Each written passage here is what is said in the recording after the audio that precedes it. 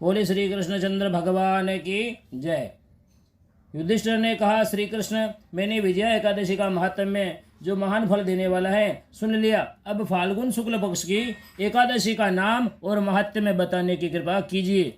भगवान श्री कृष्ण बोले, महाभाग धर्मनंदन, सुनो, तुम्हें इस समय वह प्रसंग सुनाता हूँ जिसे राजा मानदाता के पूछने पर महात्मा वशिष्ठ ने कहा था। फाल्गुन शुक्ल पक्ष की एकादशी का नाम अमल की है। इसका पवित्र व्रत विष्णु लोक की प्राप्ति कराने वाला है।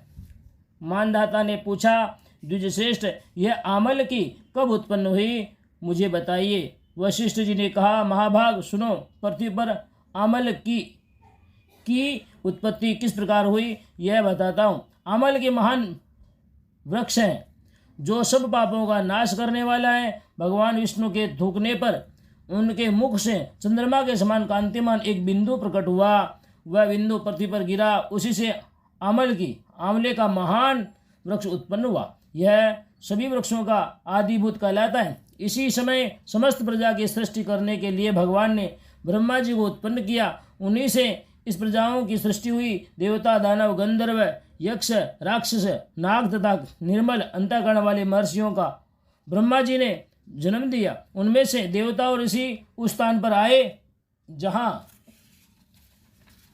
विष्णु प्रिया आमलकी का वृक्ष था।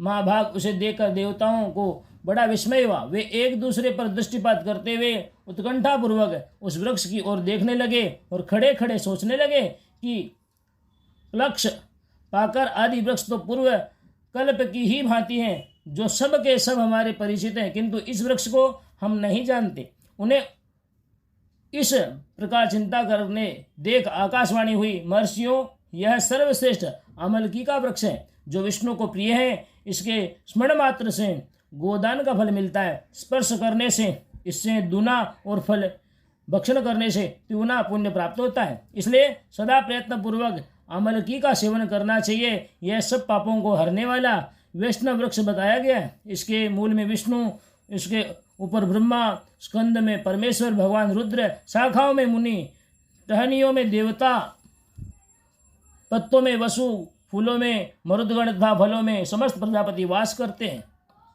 अमल की सर्वदेवमयी बताई गई है। अतः विष्णु भक्त पुरुषों के लिए यह परम पूज्य है। ऋषि बोले, अव्यक्त स्वरूप से बोलने वाले महापुरुष, हम लोग आपको क्या समझे? आप कौन है? देवता हैं या कोई और? हमें ठीक ठीक बताइए। आकाशवाणी हुई, जो संपूर्ण भूतों के कर्ता और समस्त भुवनों के सृष्टा हैं, जिन्हें विद्वान पुरुष भी कठिनता से देख पाते हैं, वही सनातन विष्णु मैं हूँ। देवादिदेव भगवान विष्णु का कथन सुनकर उन ब्रह्म कुमार महर्षियों के नेत्र आश्चर्य से चकित हो उठे। उन्हें बड़ा विस्मय हुआ। वे आदि अनंत रहित भगवान की स्तुति करने लगे। ऋषि बोले, संपूर्ण भूतों के आत्मभूत आत्मा एवं परमात्मा को नमस्कार है। अपनी महिमा से कभी च्युत न होने वाले अच्युत को नित्य प्रणाम है। अंतरहित परमेश्वर को बारंबार प्रणाम है। दामोदर, कवि और यज्ञेश्वर को नमस्कार है। मायापते, आपको प्रणाम है। आप विश्व के स्वामी हैं, आपको नमस्कार है। ऋषियों की इस प्रकार स्तुति करने पर भगवान श्रीहरि संतुष्ट हुए और बोले, महर्षियों, तुम्हें कौन सा अभिष्ट वरदान दूं? ऋषि बोले, भगवान, यदि आप संतुष्ट हैं तो हम लोगों के हित के लिए कोई ऐसा व्रत बतलाइए जो स्वर्ग और मोक्ष रूपी फल प्रदान करने वाला हो। श्री विष्णु बोले, महर्षियों, फाल्गुन शुक्ल पक्ष में यदि पुष्य नक्षत्र में युक्त द्वादशी हो तो वह महान पुण्य देने वाली और बड़े बड़े पातकों का नाश करने वाली होती है। द्विजवरों, उसमें जो विशेष कर्तव्य उनको सुनो। अमल की एकादशी में आंवले के वृक्ष के पास जाकर वहाँ रात्रि में जागरण करना चाहिए। इससे मनुष्य सब पापों से छूट जाता है और सहस्त्र गोदानों का फल प्राप्त करता है। विप्रगण, यह व्रतों में उत्तम व्रत है जिसे मैंने तुम लोगों को बताया है। ऋषि बोले, भगवान, इस व्रत की विधि बतलाइए, यह कैसे पूर्ण होता है? इसके देवता नमस्कार और मंत्र कौन से बताए गए हैं? इस समय स्नान और दान कैसे किया जाता है? पूजन की कौन सी विधि है तथा इसके लिए मंत्र क्या है? इन सब बातों का यथार्थ रूप से वर्णन कीजिए। भगवान विष्णु ने कहा, द्विजवरों, इस व्रत को जो उत्तम विधि है उसको स्मरण करो। एकादशी को प्रातःकाल दंत धावन करके यह संकल्प करो यह संकल्प करें, हे पुंडरीकाक्ष, हे अच्युत, मैं एकादशी को निराहार रहकर दूसरे दिन भोजन करूंगा, आप मुझे शरण में रखें। ऐसा नियम लेने के बाद पतित, चोर, पाखंडी, दुराचारी, मर्यादा भंग करने वाले तथा गुरुपत्नी कामी मनुष्यों से वार्तालाप न करें। अपने मन को वश में रखते हुए नदी में, पोखरे में, कुएं पर अथवा घर में ही स्नान करें। स्नान के पहले शरीर में मिट्टी लगाएं। मृत्तिका लगाने का मंत्र इस प्रकार है: अश्वक्रांते रथक्रांते विष्णुक्रांते वसुंधरे मृत्युके हर में पापम जन्म कोट्याम समर्जितम। वसुंधरे तुम्हारे ऊपर अश्व और रथ चला करते हैं तथा वामन अवतार के समय भगवान विष्णु ने भी तुम्हें अपने पैरों से नापा था।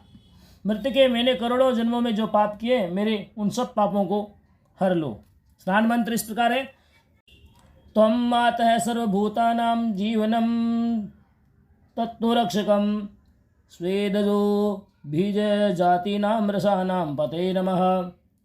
स्नातोऽहं सर्वतीर्थेषु हृदय प्रसवणेषु च नदीषु देवखातेषु इदं स्नानं तुम्हें भवेत।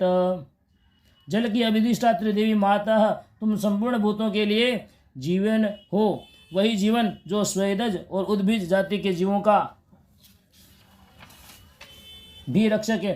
तुम रसों की स्वामिनी हो, तुम्हें नमस्कार। आज मैं संपूर्ण तीर्थों, कुंडों, झरनों, नदियों और देव संबंधी सरोवरों में स्नान कर चुका हूँ। मेरा यह स्नान उक्त सभी स्नानों का फल देने वाला हो। विद्वान पुरुष को चाहिए कि यह परशुराम जी की सोने की प्रतिमा बनवावे। प्रतिमा अपनी शक्ति और अधन के अनुसार 1 या आधे माँ से स्वर्ण की होनी चाहिए। स्नान के पश्चात घर जाकर पूजा और हवन करें। इसके बाद सब प्रकार की सामग्री लेकर आंवले के वृक्ष के पास जाए।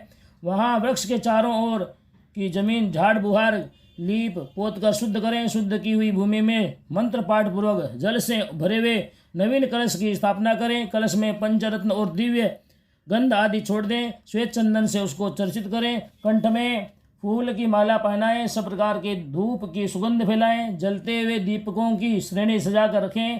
तात्पर्य यह है कि सब ओर से सुंदर एवं मनोहर दृश्य उपस्थित करें। पूजा के लिए नवीन छाता, जूता और वस्त्र भी मंगा कर रखें। कलश के ऊपर एक पात्र रखकर उसे दिव्य लाजों खिलों से भर दें। फिर उसके ऊपर स्वर्ण में परशुराम जी की स्थापना करें। विशोकाय नमः कहकर उनको चरणों की, विश्वरूपणे नमः से दोनों घुटनों की, उग्राय नमः से जांघों की, दामोदराय नमः से कटी भाग की, पद्मनाभाय नमः से उदर की, श्री वत्सधारिणी नमः से वक्षस्थल की, चक्रुणी नमः से बाईं बाह की, गदिने नमः से दाहिनी बाह की, वेंगुंडाय नमः से कंठ की, यज्ञमुखाय नमः से मुख की, विशोक निधे नमः से नासिका की, वासुदेवाय नमः से नेत्रों की, वामनाय नमः से लाट की, सर्वात्मने नमः से संपूर्ण अंगों की तथा मस्तक की पूजा करें। यही पूजा के मंत्र। तदनंतर भक्तियुक्त चित्त से शुद्ध फल के द्वारा देवादिदेव परशुराम जी को अर्घ्य प्रदान करें। अर्घ्य का मंत्र इस प्रकार है: नमस्ते देव देवेश जामदग्ने नमोस्तुते ग्रहणार्घ्यमिमं दत्ता मामलक्या युतम हरे। देव देवेश्वर जमदग्नि नंदन श्री विष्णु स्वरूप परशुराम जी, आपको नमस्कार है, नमस्कार है। आंवले के फल के साथ दिया हुआ मेरा यह अर्घ्य ग्रहण कीजिए। तदनंतर भक्तियुक्त चित्त से जागरण करें। नृत्य, संगीत, वाद्य, धार्मिक उपाख्यान तथा श्री विष्णु संबंधिनी कथा, वार्ता आदि के द्वारा यह रात्रि व्यतीत करें। उसके बाद भगवान विष्णु के नाम लेकर आमल की वृक्ष की परिक्रमा 108 या 28 बार करें। फिर सवेरा होने पर श्रीहरि की आरती करें। ब्राह्मण की पूजा करके वहाँ की सब सामग्री उसे निवेदन कर दें। परशुराम जी का कलश, 2 वस्त्र, जूता आदि सभी वस्तुएं दान कर दें और वह भावना करें कि परशुराम जी के स्वरूप में भगवान विष्णु मुझ पर प्रसन्न हो। तत्पश्चात आमल की का स्पर्श करके उसकी प्रदक्षिणा करें और स्नान करने के बाद विधि पूर्वक ब्राह्मणों को भोजन कराएं। तदनंतर कुटुंबियों के साथ बैठकर स्वयं भी भोजन करें। ऐसा करने से जो पुण्य होता है वह सब बतलाता हूँ, सुनो। संपूर्ण तीर्थों के सेवन से जो पुण्य प्राप्त होता है तथा सब प्रकार के दान देने से जो फल मिलता है वह सब उपयुक्त विधि के पालन से सुलभ होता है। समस्त यज्ञों की अपेक्षा भी अधिक फल भी मिलता है, इससे तनिक भी संदेह नहीं है। यह व्रत सब व्रतों में उत्तम है जिसका मैंने तुमसे पूरा वर्णन किया है। वशिष्ठ जी कहते हैं, महाराज इतना कहकर देवेश्वर भगवान विष्णु वहीं अंतर्ध्यान हो गए। तत्पश्चात उन समस्त महर्षियों ने उक्त व्रत का पूर्ण रूप से पालन किया। नृपश्रेष्ठ, इसी प्रकार तुम्हें भी इस व्रत का अनुष्ठान करना चाहिए। भगवान श्री कृष्ण कहते, युधिष्ठिर, यह दूरधर्ष व्रत मनुष्य को सब पापों से मुक्त करने वाला है। बोले श्री कृष्ण चंद्र भगवान की जय।